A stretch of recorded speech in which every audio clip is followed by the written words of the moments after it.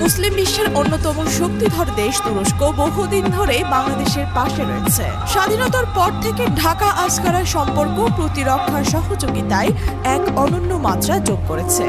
সম্প্রতি সময়ে এই সম্পর্ক যেন আরো গভীরতর হয়েছে। বাংলাদেশের মাটিতে ড্রোন তৈরির আগ্রহ প্রকাশ করেছে তুরস্কের প্রেসিডেন্ট রিসেপ তাইয়েপ এরদোয়ান, আর বিষয়টি নিশ্চিত করেছে বাংলাদেশের নিযুক্ত তুর্কি রাষ্ট্রদূত। খবর আরো চমকপ্রদ, বাংলাদেশ সেনাবাহিনীর তৎকালীন চাহিদা মেটাতে খুব শীঘ্রই ৩৫টি TV-2 ড্রোন সরবরাহ করবে তুরস্ক। পরে বিশেষজ্ঞ দল এসে ঢাকাতেই গড়ে তুলবে ড্রোন কারখানা। এই ড্রোনের সক্ষমতা নিয়ে ইতিমধ্যে আলোড়ন শুরু হয়েছে।